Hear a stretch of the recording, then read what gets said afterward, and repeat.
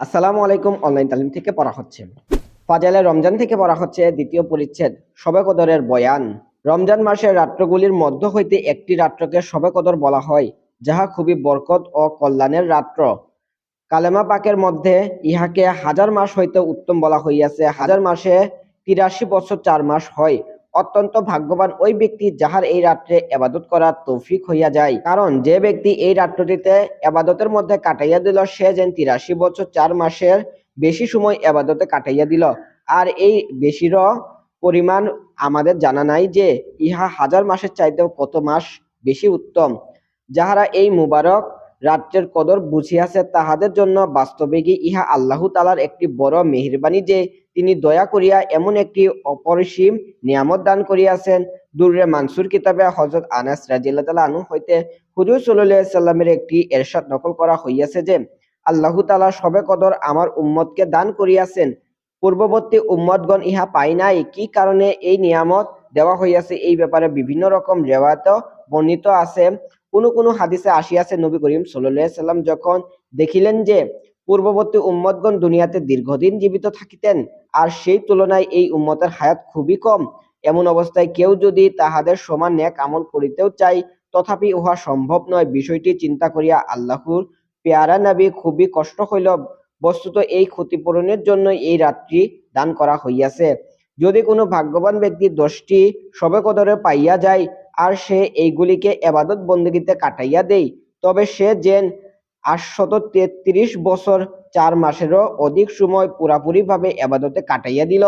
কোনো বর্ণনা দ্বারা জানা যায় যে একবার নবী করিম সাল্লাল্লাহু আলাইহি সাল্লাম বনি ইসরাইল গোত্রের এক ব্যক্তির আলোচনা প্রসঙ্গে বলিয়াছিলেন যে যে সে ব্যক্তি ১০০০ মাস আল্লাহর রাস্তায় জিহাদ করিয়াছিল। ইহা শুনিয়া সাহাবায়ে একরামের মনে ঈর্ষা হইল। অতঃপর তাহাদের ক্ষতিপূরণের জন্য আল্লাহ তাআলা এই রাত্রিটি দান করিয়াছেন। এক রিওয়ায়াতে আছে যে একদা নবী করিম সাল্লাল্লাহু আলাইহি সাল্লাম বনি ইসরাইল গোত্রের ৪ জন নবী হযরত আইয়ুব আলাইহিস সালাম, হযরত জাকারিয়া আলাইহিস সালাম, হযরত জিকিল আলাইহিস সালাম ও হযরত ইউশা আলাইহিস সালামের আলোচনা করিয়া বলিলেন যে তাহারা প্রত্যেকেই ৮০ বছর করিয়া ইবাদতে মশগুল ছিলেন এবং চোখের এক পলক পরিমাণ সময়ও আল্লাহর নাফরমানি করেন নাই। ইহা শুনিয়া সাহাবীগণ আশ্চর্যান্বিত হইলেন। পক্ষান্তরেই হযরত জিবরাইল আলাইহিস সালাম সূরা কদর লাইয়া হুজুরের খেদমতে হাজির হইলেন। এই প্রসঙ্গে আরো বিভিন্ন রিওয়ায়াত বর্ণিত আছে। এইসব রিওয়ায়াতের বিভিন্নতার কারণ অধিকাংশ ক্ষেত্রে এই হয় যে একই সময়ে বিভিন্ন ঘটনা ঘটিবার পর যখন কোনো আয়াত নাজিল হয়, তখন প্রত্যেক ঘটনাকে উক্ত আয়াত নাজিল হওয়ার কারণ বলা হইতে পারে। এই সূরা নাজিল হওয়ার কারণ যাহাই হোক না কেন, এই রাত্র আল্লাহ তাআলার পক্ষ হইতে উম্মতের মুহাম্মাদের প্রতি এক বিরাট দান ও বিরাট রহমত। আর এই রাত্রে ইবাদত বন্দেগীর সুযোগও একমাত্র আল্লাহ তাআলার তৌফিকে হইয়া চাই। অর্থাৎ কিসমতে যাহাদের শূন্য তাহাদের জন্য যোগ্য পথ প্রদর্শক থাকিলেই বা কি হইবে। যেমন খিজির আলাইহিস সালাম সেকান্দার বাদশাকে আবে হায়াতের নিকট হইতে পিপাসার্ত অবস্থায় ফিরাইয়া লইয়া আসিয়াছেন। কত সৌভাগ্যবান ওই সকল মাশায়েখ যাহারা এই কথা বলিতে পারে যে বালেগ হওয়ার পর হইতে আমার কখনো শবে কদর ইবাদত ছুটে নাই। তবে এই মুবারক রাত্র ঠিক কোন দিন, এই ব্যাপারে উলামায়ে একরামের মধ্যে দীর্ঘ মত পার্থক্য রহিয়াছে। এই বিষয়ে প্রায় 50টি অভিমত আছে। সবগুলি আলোচনা করা খুবই কঠিন। শুধুমাত্র প্রসিদ্ধ অভিমতগুলি আলোচনার সামনে আসিতেছে। হাদিসের কিতাবসমূহে এই রাত্রির বিভিন্ন রকমের ফজিলত সম্বলিত বহু রিওয়ায়াত বর্ণিত হইয়াছে, ইহাও কিছু কিছু এখানে পেশ করা হইবে। কিন্তু এই রাত্রির ফজিলত যেহেতু স্বয়ং কুরআন পাকে উল্লেখিত হইয়াছে এবং এই সম্বন্ধে একটি পৃথক সূরাও নাজিল হইয়াছে, কাজেই প্রথমে এই সূরার তাফসীর লিখিয়া দেওয়া উত্তম মনে হইতেছে। আয়াতের অর্থ হাকিমুল উম্মত হযরত মাওলানা আশরাফ আলী থানভী রাহমাতুল্লাহ আলাইহির তাফসীরে বয়ানুল কুরআন হইতে এবং ফায়দাসমূহ অন্যান্য কিতাব হইতে লওয়া হইতেছে। বিসমিল্লাহির রহমানির রহিম। ইন্না আনজালনাহু ফি লাইলাতিল কদর। অর্থাৎ নিশ্চয়ই আমি এই কুরআনকে কদরের রাত্রিতে নাজিল করিয়াছি। সূরা কদর আয়াত ১। ফায়দা অর্থাৎ কুরআনে পাক লাওহে মাহফুজ হইতে এই রাত্রিতে দুনিয়া আসমানে অবতীর্ণ হইয়াছে। এই একটি মাত্র বিষয় এই রাত্রির ফজিলতের জন্য যথেষ্ট ছিল যে কুরআনে নেই এমন মর্যাদাশীল জিনিসও এই রাত্রিতে নাজিল হইয়াছে। তদুপরি ইহার সহিত আরো বহু বরকত ও ফজিলত শামিল রহিয়াছে। অতঃপর আল্লাহ তাআলা এই রাত্রির প্রতি শোক ও আগ্রহ আরো বাড়াইবার জন্য ইরশাদ করিয়াছেন, ওমা আদরাকা মা লাইলাতুল কদর। আপনি কি জানেন শবে কদর কত বড় জিনিস? সূরা কদর আয়াত 2। অর্থাৎ এই রাত্রে মহত্ব ও ফজিলত সম্পর্কে আপনার কি জানা আছে যে ইহার মধ্যে কত গুণ গরিমা ও কি পরিমাণ ফাজাইল রহিয়াছে? অতঃপর আল্লাহ তাআলা নিজেই কয়েকটি ফাজাইল উল্লেখ করেন। লাইলাতুল কদরি খায়রুম মিন আলফি শাহর। শবে কদর হাজার মাসের চাইতে উত্তম। সূরা কদর আয়াত 3। অর্থাৎ হাজার মাস ইবাদত করিলে যে পরিমাণ সওয়াব হইবে, এক শবে কদরে ইবাদত করিলে উহার চাইতেও বেশি সওয়াব হাসিল হইবে। আর এই বেশি যে কত বেশি তাহা কাহারও জানা নাই। তানাজ্জালুল মালাইকাহ। এই রাত্রে ফেরেশতাগণ অবতীর্ণ হন। সূরা কদর আয়াত 4। আল্লামা রাজি রহমতুল্লাহ আলাইহি লিখিয়াছেন যে ফেরেশতারা সৃষ্টির শুরুতে যখন তোমাদের দেখিয়াছিল তখন তোমার প্রতি ঘৃণা প্রকাশ করিয়াছিল এবং আল্লাহর দরবারে আরজ করিয়াছিল যে আপনি এমন এক জিনিস সৃষ্টি করিয়াছেন যাহারা দুনিয়াতে ফিতনা ফাসাদ ও রক্তপাত করিবে।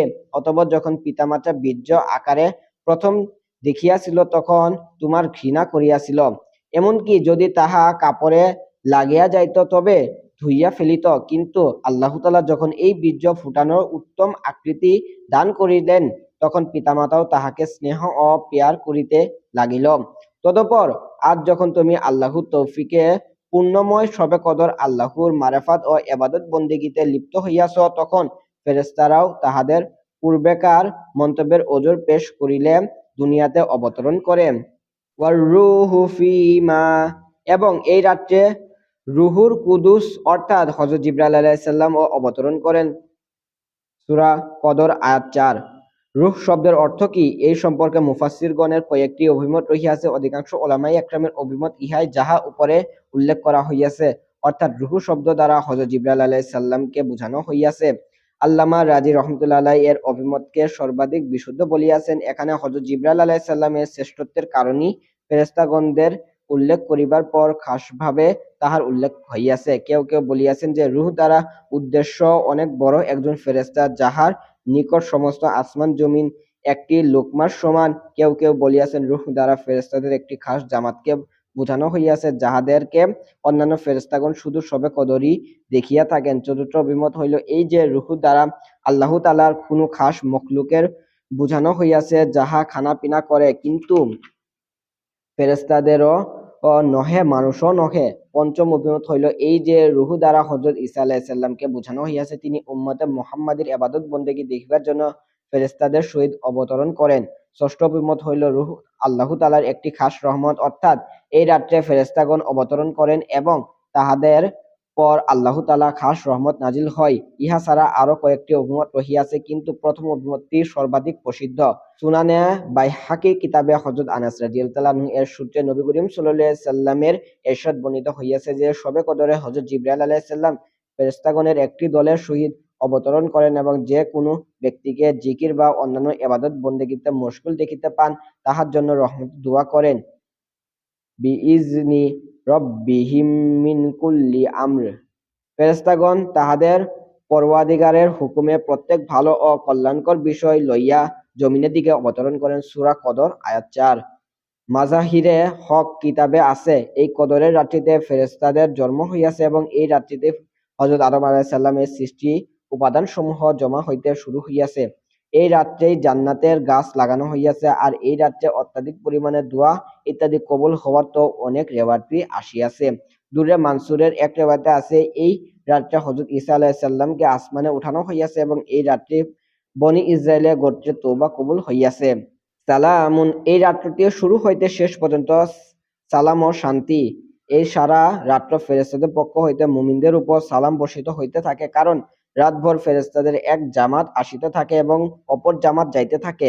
যেমন কোন কোন রিওয়ায়াতে এইভাবে ফেরেশতাদের একের পর এক জামাত আসা যাওয়ার কথা স্পষ্ট বর্ণিত হইয়াছে। অথবা এই আয়াতের অর্থ হইল এই যে এই রাত্রিটি পরিপূর্ণরূপে শান্তিময়, যে কোনো ফিতনা ফাসাদ ইত্যাদি হইতে নিরাপদ। হিয়া হাত্তা মাতলাইল ফাজর। এই রাত্রে উল্লেখিত বরকত সমূহ সহ সুবহে সাদিক পর্যন্ত থাকে। সূরা কদর আয়াত 5। এমন নয় যে এই বরকতময় রাত্রে কোনো বিশেষ অংশে থাকে আর অন্যান্য অংশে থাকে না, বরং সমানভাবে সকাল পর্যন্ত এই বরকত সমূহের প্রকাশ ঘটিত থাকে। এই পবিত্র সূরায় আলোচনার পর যাহাতে স্বয়ং আল্লাহ পাক এই রাত্রে কয়েক প্রকার ফজিলত ও বৈশিষ্ট্যের কথা ইরশাদ করিয়াছেন, আর হাদিসে উল্লেখ করা প্রয়োজন থাকে না। কিন্তু হাদিস শরীফে এই রাত্রে বহু ফজিলত বর্ণিত হইয়াছে। এখানে ওই সমস্ত হাদিস হইতে মাত্র কয়েকটি উল্লেখ করা হইতেছে।